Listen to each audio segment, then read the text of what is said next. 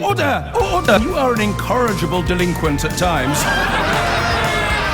Behave yourself, man! I don't make that comparison with his marital history lightly. I was just sort of trying to get myself inside his head, which presumably is not an entirely pleasant experience. And yet it makes sense, doesn't it, even if you like the guy? Well, because, of course, if you like the guy, you don't mind about the fact that he's a serial adulterer and betrayer of trust. You've already forgiven that. What was the phrase they used during the leadership campaign? Did they say it's already been factored in? His moral and sexual incontinence has already been factored in to the equation. It was, I told you at the time, I found it fascinating.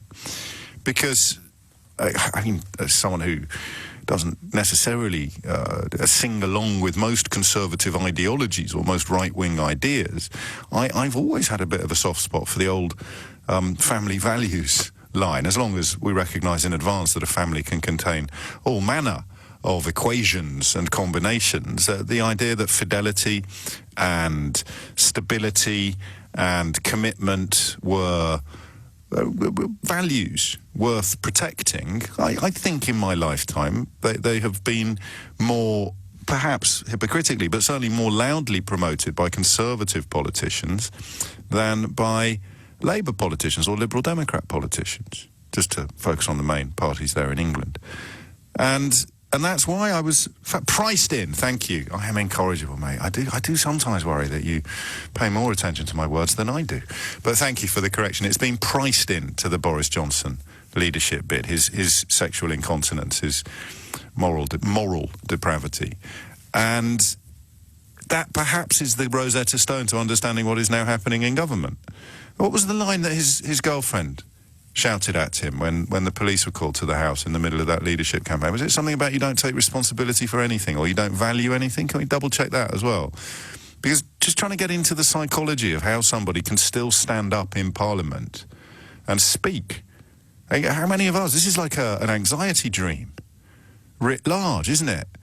There's a story today about the author Naomi Wolf, whose new book has been pulped by her American publisher after an experience that it's a bit of a tangent, this, but I hope you'll appreciate it.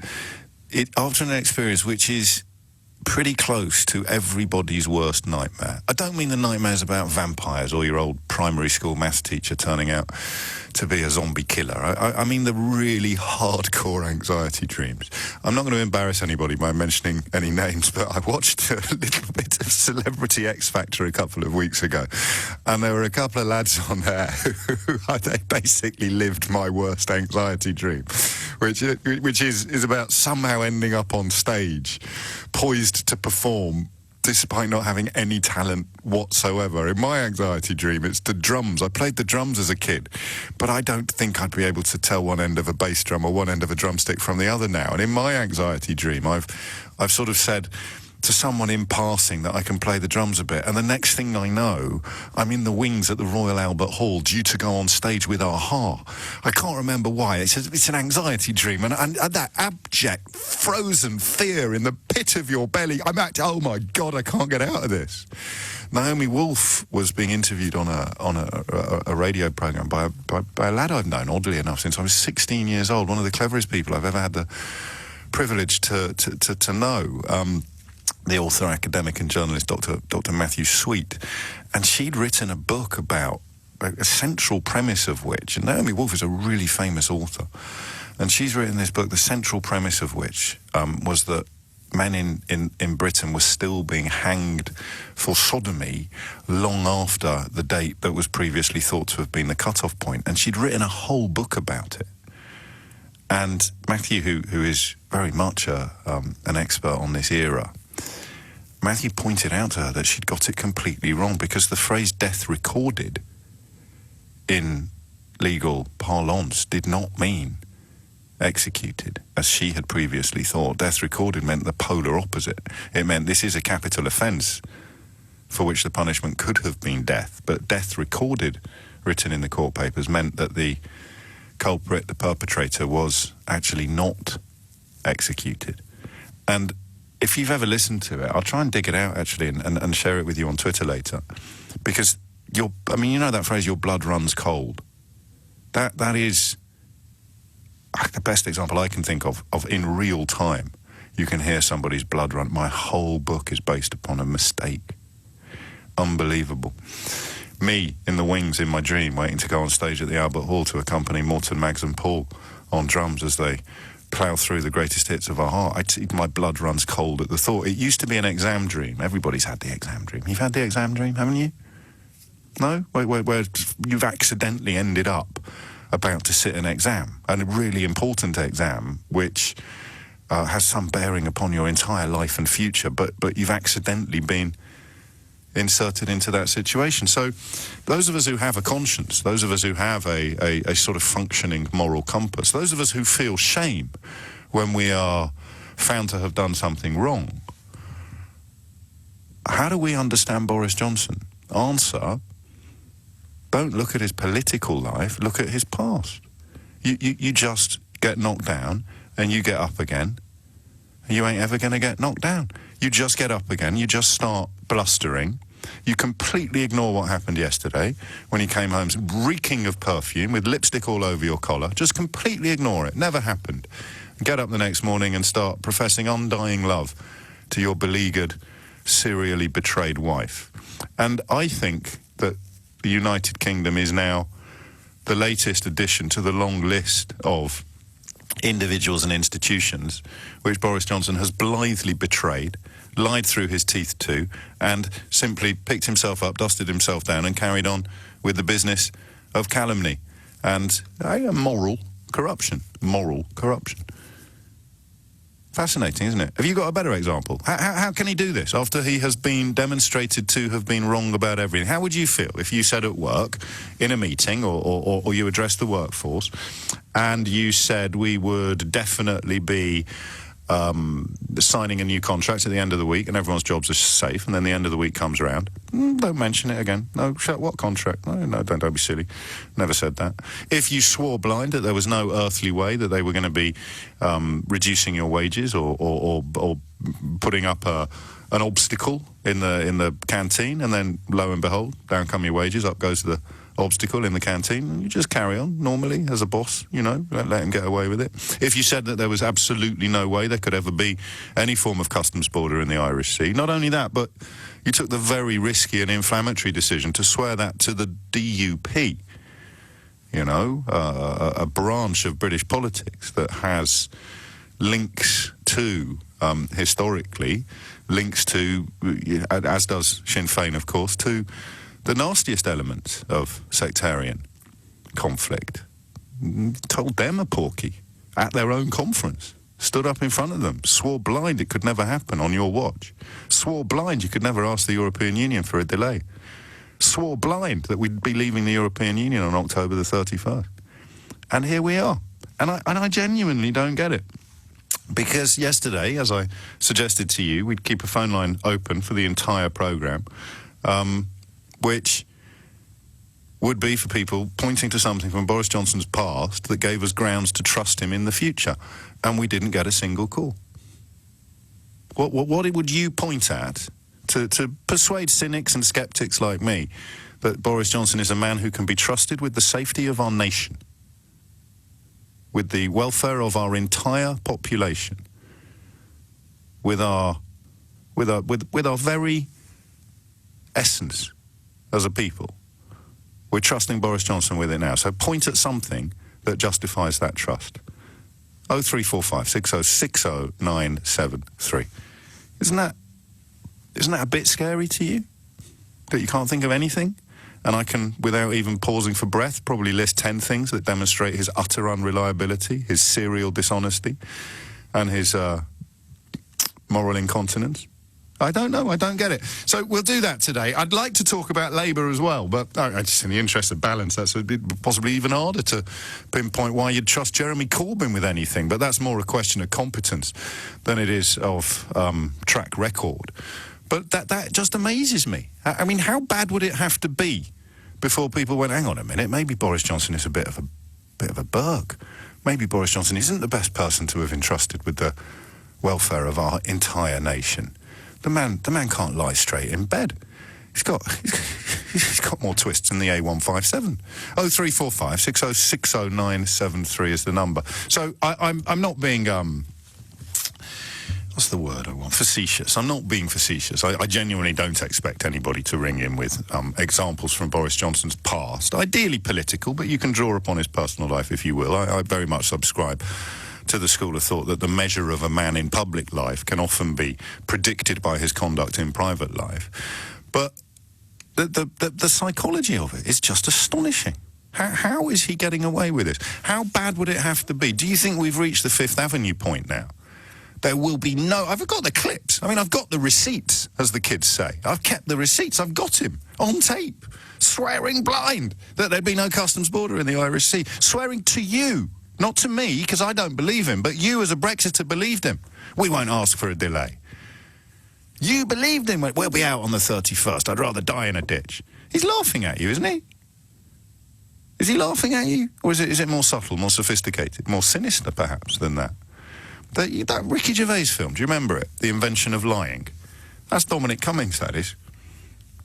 In The Invention of Lying, Ricky's character is in a universe where no one has ever lied.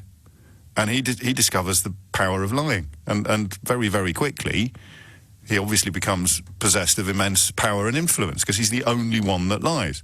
Dominic Cummings is basically Ricky Gervais in The Invention of Lying. He's moved into a flawed but functional relationship between, quotes, official spokesman, end quotes, and journalism, and he's just decided to pour absolute nonsense into the ears of trusting journalists. I warned you 3.5 years ago that unless journalists found a way very, very quickly to properly detail, report and describe lies being told by prominent public figures. I was talking about the Vote Leave campaign at the moment, all of whom have now moved into Downing Street. Then things would get very, very worse. And they still haven't done it. It's not a criticism, because I don't know that I'd be able to do it within the parameters of news reporting rather than having the freedom to opine on issues.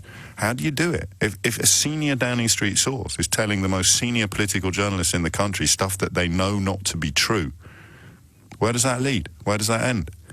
But we'll begin with Boris. How can, I mean, if you said 3 massive, massive promises and then broke them all in the space of 3 months, you'd expect to get your collar felt, right? Metaphorically speaking. How is he getting away with it? 0345 6060973. It's 10:17. What's really astonishing, of course, is the deceit, the deliberate dishonesty has now infected every level of government and the Conservative Party. This is a tweet from the official Conservatives account 12 hours ago. Boris's Brexit deal passed Parliament tonight, but Jeremy Corbyn and Labour have voted to delay it again. That is simply not true. It is categorically and demonstrably dishonest. It passed the second reading, which means that it would now be debated in the Commons and Lords before anybody honest could describe it as having passed Parliament.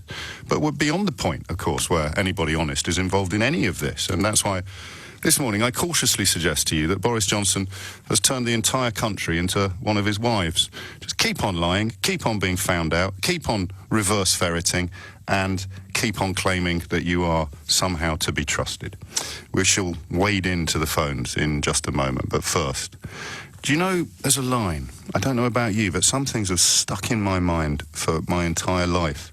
I can't remember when I first saw or heard the radio commentary upon the Hindenburg airship disaster. From 1937, it burst into flames. And there's a reporter called Herb Morrison who uttered the words, and it was obviously completely unscripted. He just said, "Oh, the humanity," as he watched the tragedy unfold. And when news of events in Essex popped onto our screens this morning, oddly, that was the phrase that came into my mind. 39 people dead in a trailer. Hugh James is LBC's reporter in Essex, and he joins me now to bring us the latest. Hugh, what do we know? Well, it's a very sad morning, James. You can only imagine what these people went through. I can give you the facts of the story. Police were called at 20 to 2 this morning. We know that 39 people were found dead at the scene. 38 of those are adults. One of them is a teenager. Now, police are thinking this lorry was from Bulgaria and actually came into the UK through Holyhead on Saturday. And we know that a 25-year-old man from Northern Ireland has been arrested. It's been a lot of reaction on social media. The Home Secretary secretary, who's actually one of the neighbouring MPs in Whittam, has tweeted, shocked and saddened by this utterly tragic incident in Grays. Essex Police has arrested an individual, and we must give them the space to conduct their investigations. And we also have Jackie Doyle-Price, who is the MP for Thurrock, saying sickening news of 39 people found dead in a container in Grays. People trafficking is a violent, dangerous business. This is a big investigation for Essex Police. Let's hope they bring these murderers to justice. So absolutely horrific news coming from Grays this morning. Those are the facts of the case. We'll know more at about 11:30 this morning, James. Police are holding a press conference in Grays to tell us a little bit more. And we will probably take that press conference live. We'll certainly hear from you very shortly afterwards, Hugh, James, what may unfold or transpire there. As we know, the vehicle appears to have come from Bulgaria and arrived at Holyhead on Saturday. 39 people found dead in a trailer in an industrial estate in Essex. Many thanks indeed, Hugh, James. It puts a perspective upon the political shenanigans with which we are concerning ourselves once again today. The question I have running through every hour of every programme until Brexit is actually done, whatever that means, is what would you point at from Boris Johnson's past as evidence that he could be trusted with anything in the future? 0345 6060 973. 3 hours yesterday with a phone line open to answer the question of what would you point at from Boris Johnson's past as grounds for trusting him with anything in the future. And so far we haven't received a single answer. Gareth is in Guildford. Gareth, what's going on? Good morning, James. Hello, mate. I think the one thing you can actually point to from Boris's past that will make me believe that he can be trusted for the future. But I think there's a simple answer to this. Go on. In that I think more people trust Boris Johnson than they do Jeremy Corbyn. Yes, I agree with that. Well, I don't know if trust is quite the right word, but they certainly support him more. They would rather see him in Downing Street lying to them every day than Jeremy Corbyn just sort of faffing about. I think that's right. I mean, I think the message of Labour, so long as Jeremy Corbyn is surrounded by kind of, apparent sort of, as reported in the press, anti-Semites, and he has the support of momentum and that sort of radical message that they seem to kind of put out via the press or, in the news sort of channels. I think if the message from Labour was more moderate, it was delivered with a cadence that was more tolerable to the floating middle classes, I don't think Boris Johnson would stand a chance. I don't know. But, of course, what your analysis misses is how on earth cabinet ministers can live with themselves. There'll be no customs border in the Irish Sea. We will not ask for a delay. We will categorically be leaving on October the 31st. How can people who have presumably gone into politics with the best of intentions have ended up standing four square behind somebody who couldn't tell the truth if his life depended on it? Because that's got nothing to do with Jeremy Corbyn. No, I agree with you. I think times have changed, though. I think if you look 10 or 20 years ago, the art of the career politician was not prevalent. I think now we have career politicians who don't come from any other experience, from any other walk of life. But they've been shown how to behave with dignity and integrity. Rory Stewart has shown them how to behave with dignity and integrity. Anna Soubry has shown them. Ken Clarke has shown them. Dominic Grieve has shown them. How do they sleep straight at night? There are, of course, exceptions, and I accept that and I agree with that. But there are also exceptions, who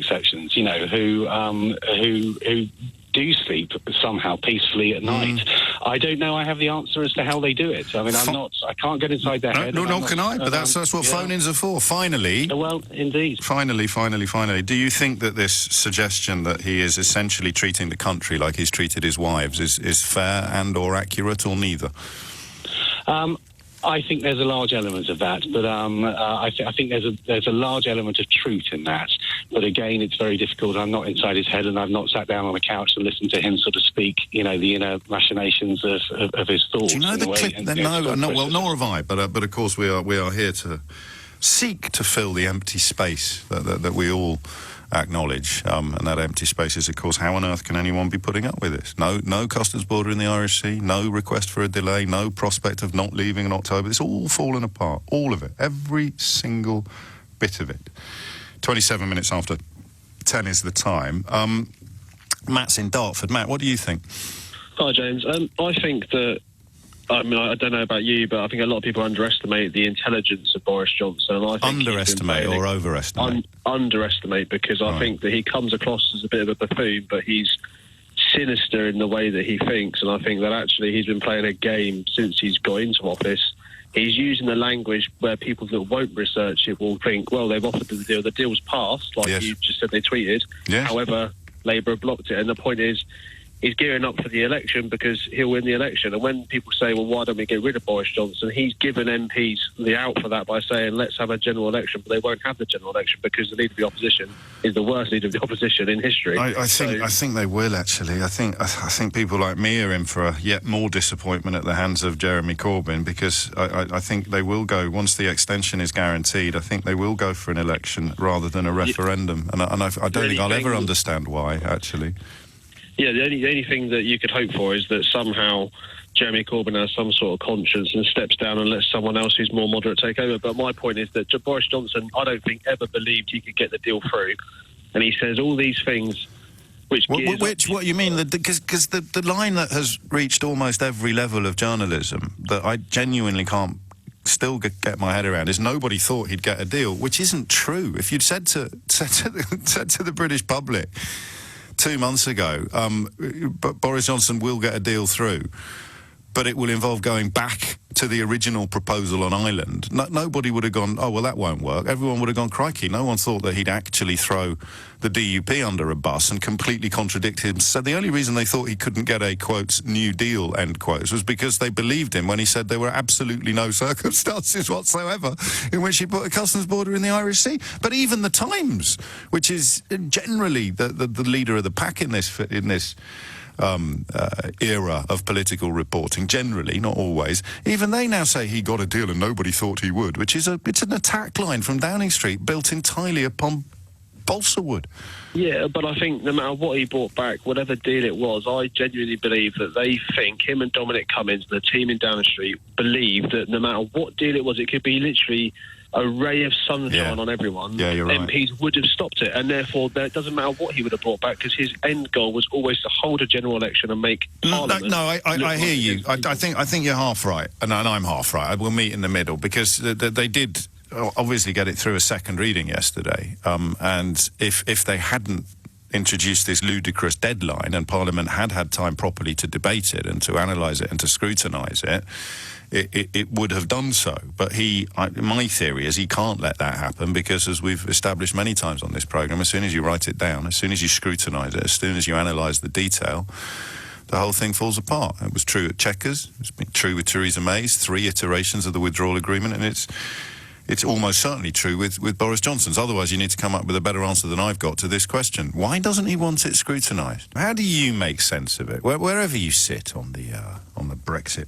bus, how do you make sense of the fact that we have arrived in a place in British political history that, to my eye, my not entirely untutored eye, is utterly unprecedented? You have a Prime Minister breaking promises almost as casually as he breathes. Now, we know, of course, from Boris Johnson's professional and personal past, that is normal for him, whether you're talking about his marriages or whether you're talking about his period as London Mayor or as Foreign Secretary. He cannot help himself. Do you know, of all the little vignettes that sum up the fraudulent essence of our current Prime Minister, I think my favourite, or at least the one I find most powerful, is the footage taken in that hospital shortly after he became Prime Minister, where he just, because you know this thing, it's almost a pathology. You reach immediately for the thing that gets you out of trouble in the shortest possible term. It doesn't matter that tomorrow morning you're going to have to explain why your shirt is covered in lipstick and your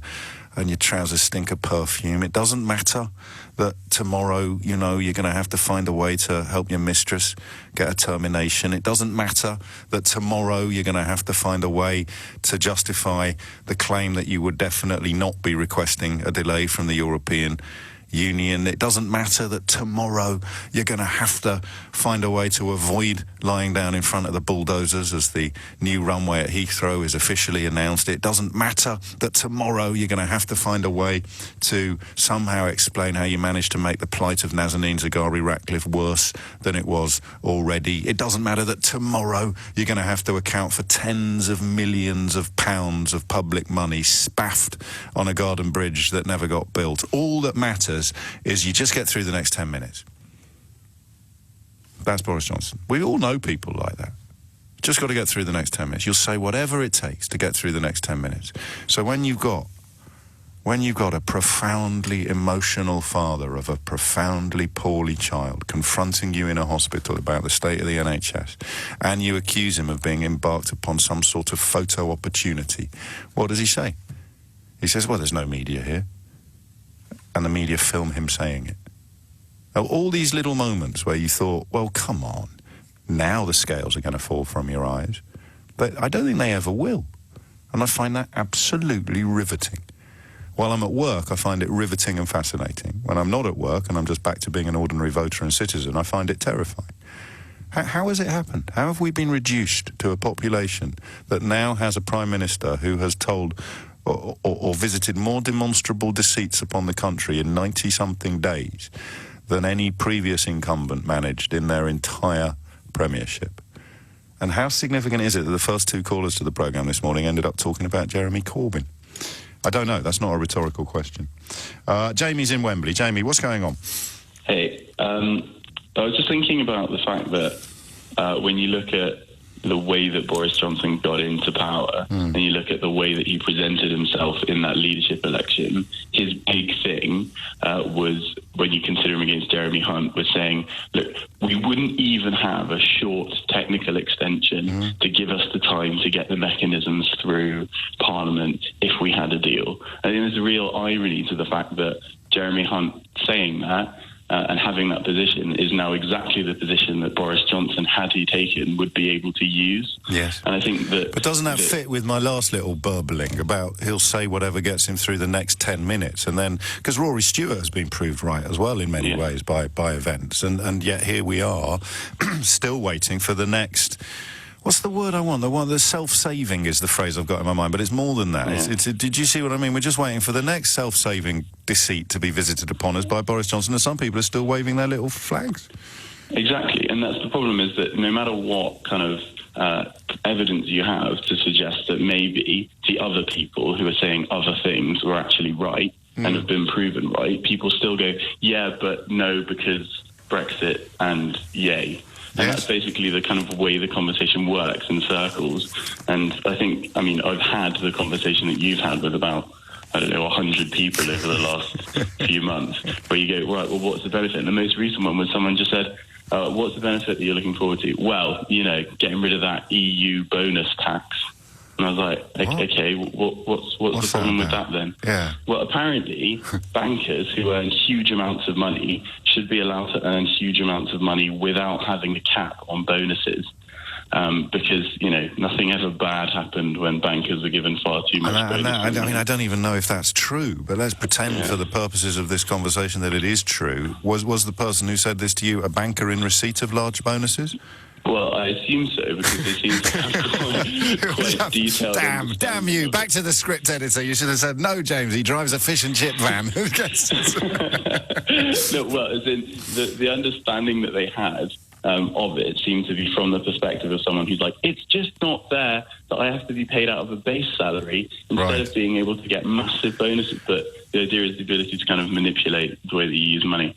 But yeah, I just think essentially what Boris Johnson has been able to position himself as is the person who, it doesn't matter what happens or what he says or what evidence he has to prove that Rory Stewart was probably right all along.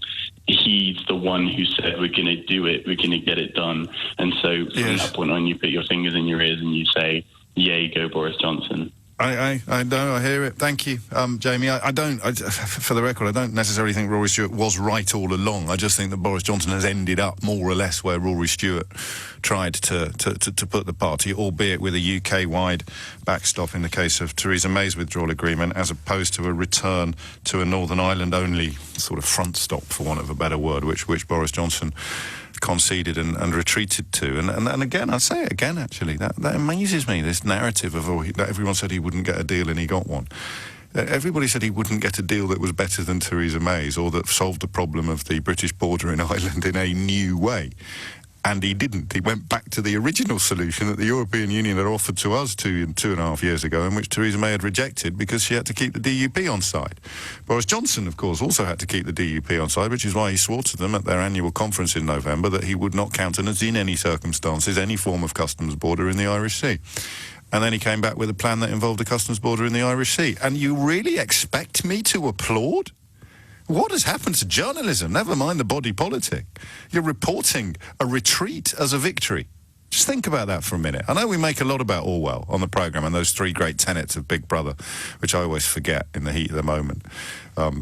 Freedom is slavery, ignorance is strength, war is peace, something like that. Anyway, they're now reporting a retreat as a victory. And that goes to almost the highest levels of British journalism. Well, everyone said he couldn't get a deal. No, everybody said he couldn't get a deal that involved alternative arrangements or technological solutions or a resolution of the problem of the British border in Ireland that had been previously undescribed. And he didn't. So forgive me if I keep my flag in my pocket. Jamie, thank you. Phil is in Leon C. Phil, what's your analysis?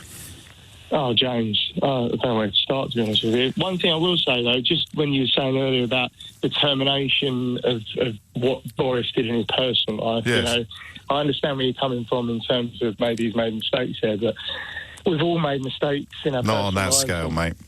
Sorry, Yeah, no, you might have done, but I haven't. But if I would get a measure of a man in public life... of course. Yes. Yeah, but people don't get to judge everybody in their personal lives.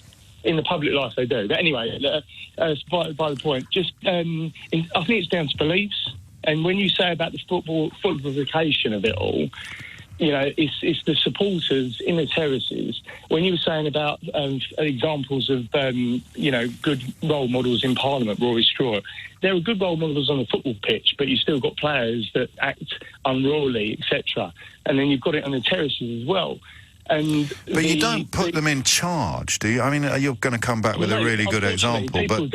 No. Hang on, don't interrupt me when I'm interrupting you, Phil, honestly. That's all right. No, that's cool. So you think of that image of Vinnie Jones grabbing Gaza by the proverbials or something like that, but no one would have made Vinnie Jones England manager, would they?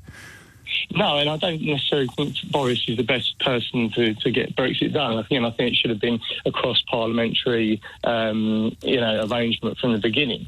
And the referendum, even though I took part in it, I don't think we should have been asked. No, not at all. If we should have been, it should have been much more considered.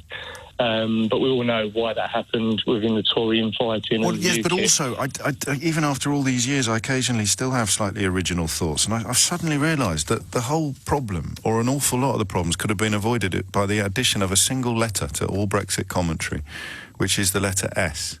So 17.4 million people voted for Brexits, plural, you see. I know your dad's one of them. You'd think you told the producer, Brexits. You see, 17.4 million people voted for Brexit. Oh, yes. Eventually, there's only one Brexit that's available, exactly. and that's the problem that we're facing. Yeah, 100%. And in terms of the football, it doesn't matter if your team gets relegated. It doesn't matter how your players behave. Yeah. Okay, you still support that team. Yeah. All right, you might switch off the match of the day, and you might not buy a season ticket anymore. Okay, but you don't switch sides. No, I agree with you, and it doesn't matter what they do, even if they get relegated, even if they get 10 points removed for corruption. Yeah, but it doesn't They're matter still what my team. he does in his personal life or his professional life. Yeah, exactly. All right, well, mate, I'm in full agreement with you. It fits football, but I don't know when it started infecting politics on the scale that it has done. And of course, until someone finds a way of lancing this particularly ugly boil, things are only going to get worse. Phil, thank you, mate. I'm a little late for the break. I hope you take that as the compliment that's intended. It's a headline so arresting and heartbreaking that you almost lack the... You almost lack the tools properly to respond to it. 39 people found dead in a container on an industrial estate in Essex. There has been an arrest, so we are limited in what we can say, quite rightly, as the Home Secretary has reminded us all in a tweet. But we can, of course, report the facts as they emerge. Charlotte Sullivan is LBC's reporter outside Grays Police Station, and she joins me on the line now. Charlotte, what do we know? So all we know so far at the moment is Essex Police recorded about 20 to 2 this morning to an industrial unit in Grays. That's the south part of the county of Essex. 39 people were discovered dead at the scene. 38 of those are adults and one is believed to be in their teens. Now, police think the lorry was from Bulgaria and came into the UK through Holyhead on Saturday. As you said before, a 25-year-old man from Northern Ireland has been arrested. The Home Secretary, who's also the MP for Witham in Essex, Priti Patel, has tweeted saying she's shocked and saddened by this utterly tragic incident. She also added that we must now give Essex Police the space to conduct their investigations. They're going to be holding a press conference here where I'm standing at the moment outside Grays Police Station in around 40 minutes' time. And we shall return for that press conference. Thank you very much indeed, Charlotte Sullivan, LBC's reporter there, talking to you live from Grays Police Station. Quick hashtag fact check. You're quite right. Vinnie Jones played for Wales, not for England. It's Phil's fault leading me down that football path. 10:51 is the time. Back to the question of what Boris Johnson really, what he's doing to British politics. This idea that everything he says can be disproved or give him the benefit of the doubt, he can turn out to have been wrong about stuff. It fascinates me. What would he have to do to lose support? 0345 606 0973 is the number that you need. And how has it happened? How have we gone from a country where, I mean, there are still lots of floating voters around, I think. But, of course, the mood music is very much as Phil described it. It just depends on what colour scarf you've got around your neck. And I think with Brexit, that's probably true. I know the don't knows are going up in most polling, but still, I recognise the tribalism that Phil described, obviously. 10:52 is the time. Carl is in Farnborough. Carl, what would you like to say? Hi, James. I'll keep it brief. I'm about to jump on a train. But you asked for an example of Boris Johnson being honest or keeping to his word. Well, as a journalist, he always promoted gay rights, and as an MP, he's followed that through. He's voted on gay partnerships, civil partnerships, and he's always towed that line against, what sits well with Tories. So, you want an example? Yes. I mean, apart from the time he talked about tank-topped bum boys. I don't know about that, but in what context did he say that, sorry? Wrote an article. He wrote not what? Saying what? That gay people were tank-topped, gay men were tank-topped bum boys. Sorry, what do you mean he wrote an article? That was the headline, was it? No, that was in the article. So what did he say exactly? Gay men are tank-topped bum boys. Gay men are tank-top bum boys? Yeah. I'm pretty sure he didn't say that. OK, I'm just finding it for you now. Bear with. You don't forget that train. No, yes, no, 5 minutes, yeah. Labour's, here you go, Spectator in 2000, he attacked what he called Labour's appalling agenda, encouraging the teaching of homosexuality in schools and all the rest of it. In his 2001 book, Friends, Voters, Countrymen, he compared gay marriage to bestiality and wrote that if gay marriage was OK, and I was uncertain on the issue, then I saw no reason in principle why a union should not be consecrated between 3 men, as well as 2 men, or indeed the 3 men and a dog. 1998, in a Business Insider column about Peter Mandelson's resignation from the Labour government, Johnson said the announcement would lead to the blubbing of tank-topped bum boys in the Ministry of Sound nightclub and the soft-lit Soho drinking clubs frequented by Mandy and his pals. OK, but he still vote... Mate, Carl. I'm going to have to take your word. Leave it, mate. Quotes. But he's voted all along for gay rights. You began... Look at the bill he's voted for. Carl, you began the conversation by referring me back to his career as a journalist and his lifelong support for gay rights. Just call it quits, Carl, and get on the train. Which is followed through with bills. Carl, call it quits and get on the train, mate. James. Tank-topped bum boys, Carl. Well, I'll have to take your quote for that. Is that from a Guardian thing or what? But the bottom line is, James, nobody cares. Carl, get on the train. Nobody. James, you're a snowflake loser. Yeah, there we go, Carl. Choo-choo. Alan's in Colchester. Alan, what would you like to say? God, that was so funny. Sorry. Do you know, look, the guy's a clown, obviously, but that Boris Johnson did that to him, not me. I know. It's so bizarre, isn't it? All the way, isn't he? Gaslit all the way. Sorry. Anyway. The thing about the reason why he gets away with it... Sorry, hello, James, good morning. The reason why he gets away with it is because he's a useful idiot. Go on. He says the stuff... He doesn't care. He's got no moral compass. He's got no concern except for his own advancement in many ways, monetarily, sexually, you name it. All he cares about is himself. So those in charge of the Tory party who want a hard Brexit but don't want to look like hard-hearted bastards say, that's OK, we'll let Boris do it because he can take all the opprobrium, all the blame. He won't care. So it'll be water off the duck's back for that moron, but we can let him do it.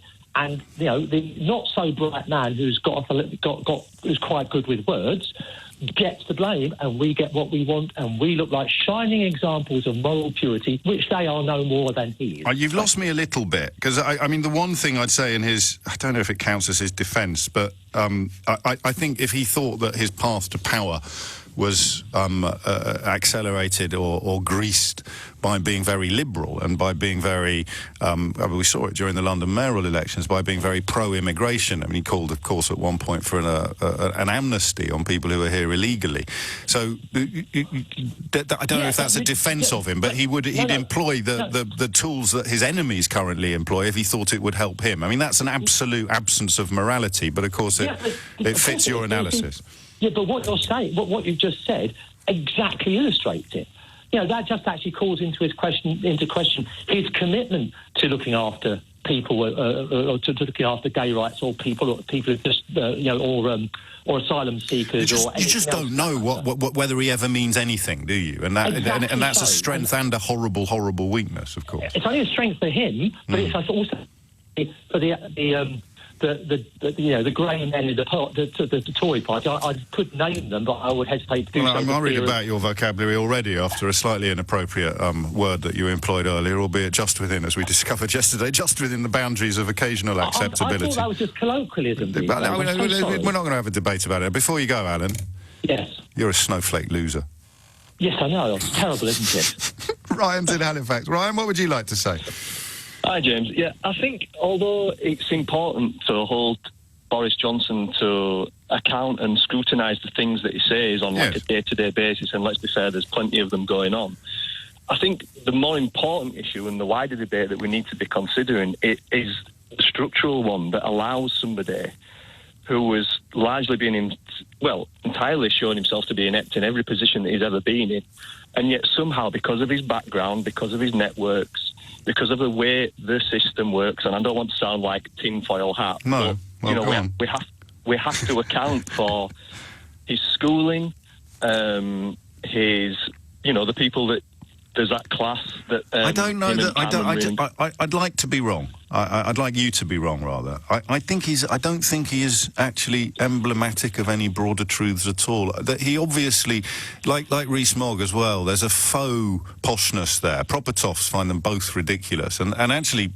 old school Etonians who are supremely comfortable in their own skin also find them both fairly ridiculous and embarrassing. So I don't know that he's an emblem of broader truths that you describe, because hand on heart, Ryan, I don't think anyone else could get away with what he's getting away with. You see, Farage went to a minor public. Farage is a sort of pound shop version of Boris Johnson in many ways, and he wears the suits and buys the ludicrous covert coats and talks in a slightly confected accent, but he would never garner the support and the following and the trust that Johnson does. So do you think that it's like almost like a hyper representation then of this idea of like toughness and yes, I think he's a silly person's idea of what clever looks like, and he's a cap-doffing forelock tugger's idea of what posh looks like, and he's actually neither posh nor clever. Well, I'm not sure about the posh thing, but I agree that he's not clever. I think the other thing as well, really quickly to say, is that I think, again, a structural issue more broadly is that the political discourse that we have in our country, and I think probably a worldwide thing, it's like a race to the bottom, isn't it, at the moment? You know, I think the race is the reverse. Is in other countries they seem to have either put the brakes on or slammed into reverse gear. It certainly felt a year ago that we were on some sort of populist nightmare, but I reserve the right to be wrong. But we do seem to be seeing movements elsewhere in the right direction, back towards the light. But of course, politicians in Steve Bannon's orbit or pocket, or however you want to describe it, remain determined to lead us ever further into the darkness. Ryan, I'm a little late for the news. It's 11 o'clock. I'm a snowflake loser, and you're listening to James O'Brien on LBC. I might take a little more calls on this, because, I think it's tragic, really, to reflect upon the fact that we've now spent 4 hours asking for evidence from Boris Johnson's past that would provide grounds for trusting him in the future. And, it's now... the count was 0 before old Carl rang in. It's now actually somehow managed to be worse than 0, which is an astonishing achievement and very Brexity, actually, in many ways. But perhaps it's unfair to pick on Boris Johnson for the U-turns and the reverse ferrets that he's visited upon a British public who, to my continuing bafflement, seem perfectly happy to go along with it. Because, of course, the leader of the House really should have been carrying the can for the debacle of Saturday's business in Parliament. So it's probably fair to just remind ourselves of some of his past pronouncements. You could have 2 referendums, and as it happens, it may be more sense to have the second referendum after the renegotiation is completed. Now, I don't say this very often, but I completely agree with Jacob.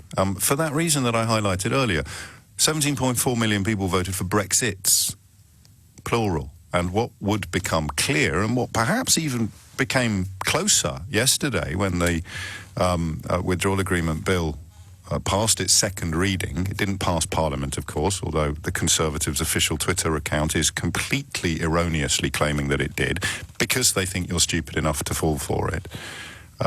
It passed a second reading, which means that Brexits are becoming Brexit, you see.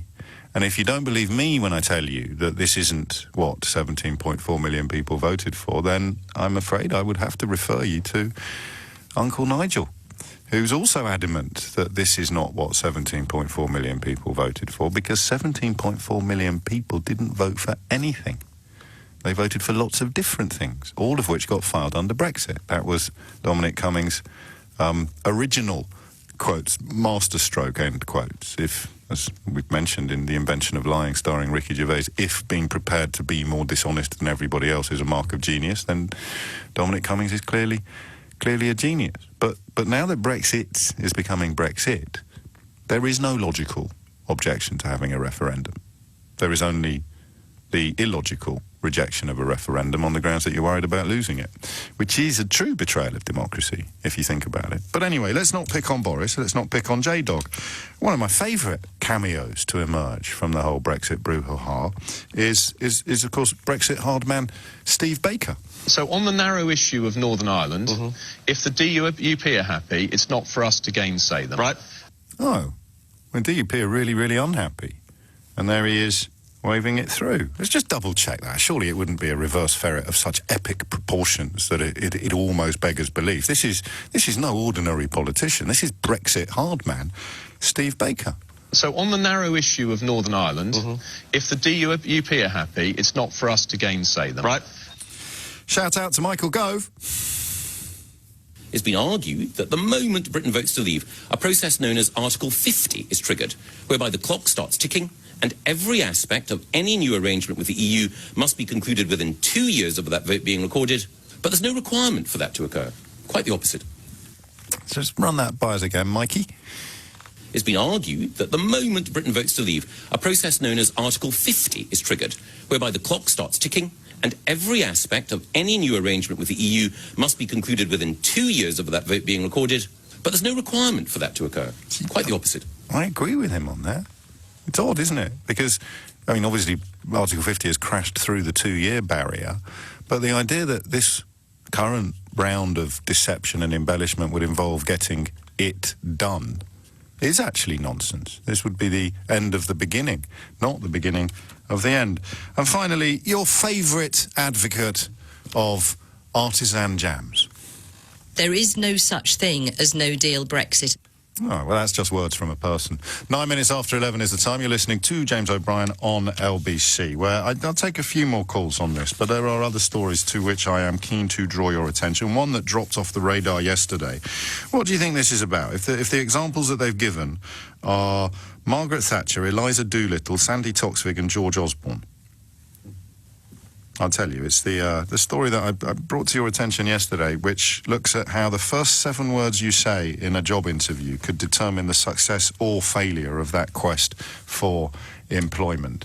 9 minutes after 11 is the time. How have we reached a place where Boris Johnson can, in less than 100 days of Prime Minister, have managed to have misled Parliament, misled the Queen, suspended Parliament unlawfully, broken a promise to the DUP and to his own party in Northern Ireland not to have any form of customs border in the Irish Sea, broken a promise not to request any form of delay from the European Union, made us a laughingstock on the international stage by seeking to persuade you that by sending an unsigned letter he would somehow be keeping his promise not to send any letter at all. And finally, of course, that notion that he would rather die in a ditch than remain beyond the 31st of October, well, that appears poised to fall apart as well. And, you know, you don't even mention the lying down in front of a bulldozer to stop Heathrow from happening, or the tens of millions of pounds spaffed up the wall on a garden bridge for which a single brick was never laid. So, in many ways, I'm just interested in how you think he's managing to get away with this, because in your line of work, if that was your recent CV, you'd be signing on before you could say Jack Robinson. Jeff's in Bristol. Jeff, what's your theory? Yes, well, my theory is somewhat worrying. Principally, I'm not a good ditch digger, and I'd be happy to dig one for him, but let's not go there. Phone quality. I can't make out what you're saying, Jeff. I don't know if you've changed things since you came on. I'll come back to you, I promise. David's in Hampstead. David, what would you like to say? Well, it's like the great lover, Giacomo Casanova in Italy. Is it? He seduced all the most beautiful women in the land with his sweet words and ended up in the Doge prison in Venice after seducing the Doge's wife. Of course, he escaped. Boris Johnson is no different to any other con men. There is a lot of people, and there's an old saying, never give a sucker an even break. Yes. Well, there's a whole load of suckers who only want to hear what they want to hear and nothing else. They're totally oblivious. They can't see the consequences of their obliviousness because they don't play games of chess and can't see the moves ahead, James. Well, plenty of people who don't play chess are capable of seeing the mess that is unfolding. But the mystery, I think I agree with you up to a point, and the point at which I become confused is the point at which the last time he told me what I wanted to hear, but it turned out not to be true. So why am I going to fall for it next time? And that is why I use very reluctantly, because it's a fairly hefty rhetorical weapon to employ. But that's why it feels to me as if he's trying to turn the entire country into his third wife, and introduce into that marriage all of the betrayal, dishonesty and deceit that typified his first two. That's if you put aside the addictiveness of human nature. Go on. You see, people that behave in set patterns, and if they're willing to accept it once, sometimes they're willing to look aside a second, a third or fourth time, ever hoping on the far horizon there won't be 50,000 extra tax inspectors that we have to pay for example, along the Scotch borders because the whole union You're broke doing it up. again. You're going off on a mad one. I said just focus in. Focus, David. You're not sounding like a chess player. Okay, well, let's put it this way. The people who don't see the moves ahead stick to what they want to hear. But there aren't any moves ahead. No, they're not. But these people are totally blind to what they want to hear. They are so one-minded. They're in a one-way street. They can't go back. They can't go forwards. And as you said the other day, if you haven't got a mind, you can't change it. Don't say that too loudly. That's going to be the first line of my next book, David. I don't want it to sound like I've nicked it off someone else, all right? Well, I pinched it off you, and I like using it sometimes. Yeah, well, you're going to end up being credited to David in Hampstead. It's all my own work. 11:13 is the time. Do you know, I nearly got to share... I didn't know this, but the broadcaster Stuart McConey, who is an absolute legend, I did a television show with him on Sunday. He started the myth, I didn't know this, that Bob Holness, formerly of this parish, of course, Bob Holness played the saxophone solo on Baker Street by Jerry Rafferty. I didn't know that Stuart was responsible. I met him for the first time on Sunday, and I was really hoping that the host of the show was going to turn to me and say, have you been responsible for any urban myths or legends that have managed to seep their way into the mainstream? And I could have told the Earl of Dartmouth story about how the Earl of Dartmouth invented darts after rain stopped archery practice on his village green back in the day. But anyway, there we are. I digress slightly. I just thought I'd bring that little anecdote to the fore to lead us towards the break and to give Keith time to assemble probably my favourite little audio clip of all time. You've heard 4 examples of Rees-Mogg, Brexit hardman Steve Baker, Michael Gove and Andrea Leadsom saying things that have been rendered ridiculous by reality. I like to think that Carl's contribution to the programme earlier will not suffer a similar fate. This, I like to think, is now to be cast in stone forevermore. James, you're a snowflake loser. It's 11:15. Let's see that the Justice Secretary, Robert Buckland, has said this morning... Was it on Nick's show? I can't... He said this morning that the prospect of no deal has not disappeared. It's still a very, very real prospect, which... it's going to come as news to Andrea, isn't it? There is no such thing as no-deal Brexit. Could you just sort of explain that to us, Andrea, maybe? That's words from a person. Oh, OK. It's all much, much, much clearer, I think. It is 19 after 11. Back to this bizarre State of the Nation question, which I kind of thought we'd have some decent answers to now, apart, of course, from Carl's attempt to portray Boris Johnson as a great defender of gay rights. We've got nothing. We've now got, thanks to Carl, we've got less than nothing on this question of what would you point out from his past, just as grounds for trusting him in the future, OK?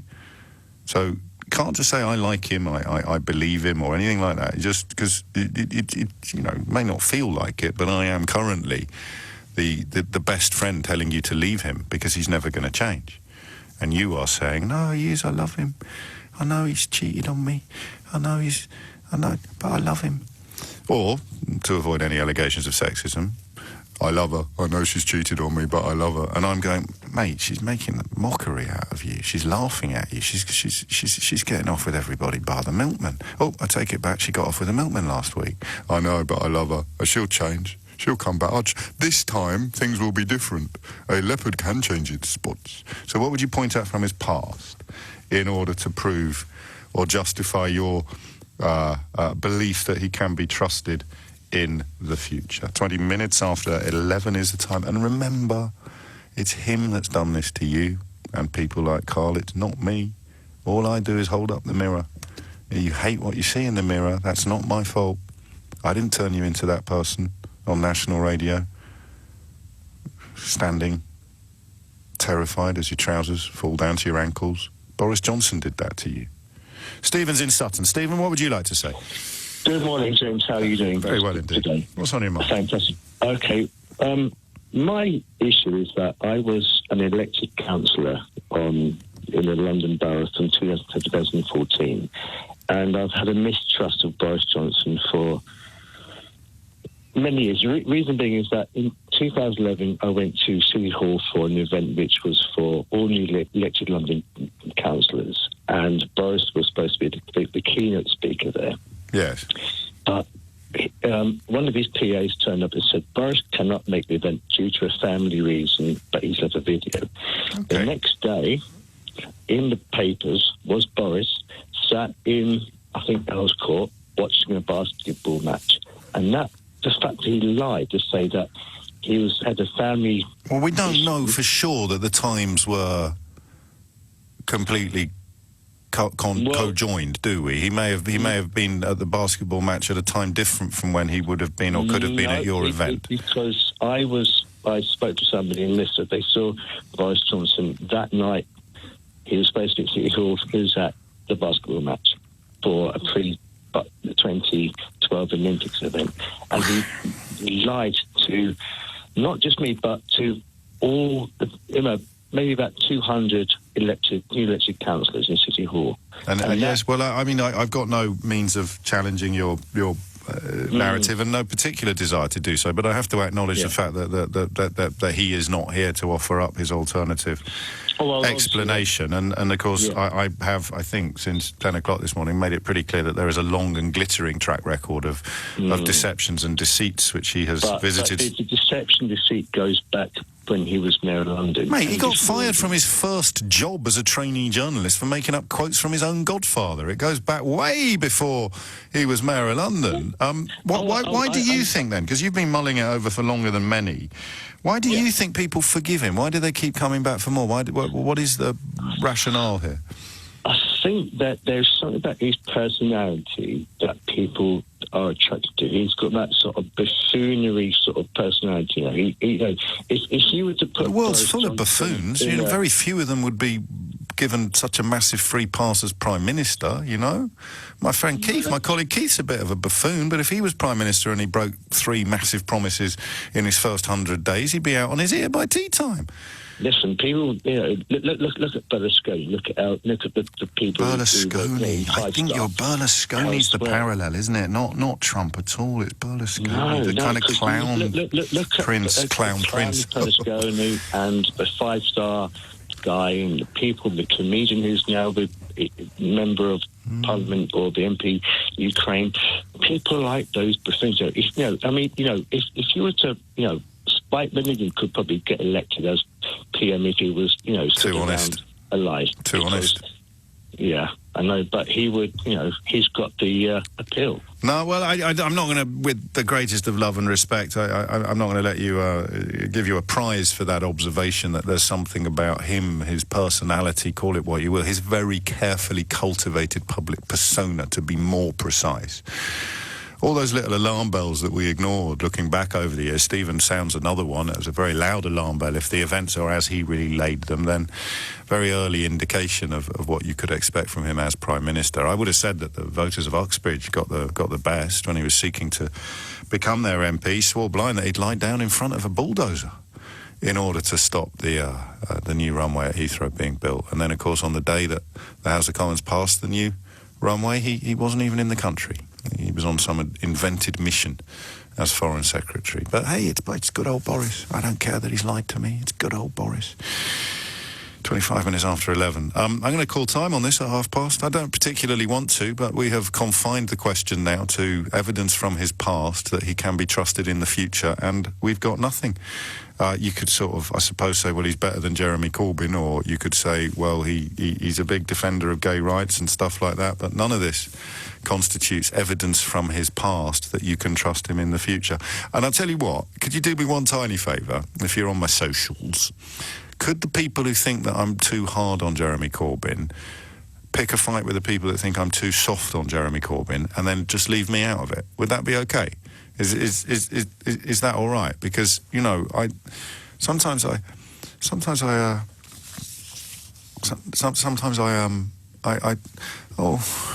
get really upset. James, you're a snowflake loser. David's in Walthamstow. David, what would you like to say? Yes, Yes, Boris Johnson is a liar. You can't trust him, and probably you'll never be able to hear any truth come out of his mouth. However, look at our alternative. We have the Liberal Democrats that just want out and don't want any form of agreement. You have the DUP out for their interests. You have the Scots out for their own interests, not for the people. And, of course, you have Jeremy Corbyn going backwards and forwards according to what his bosses say.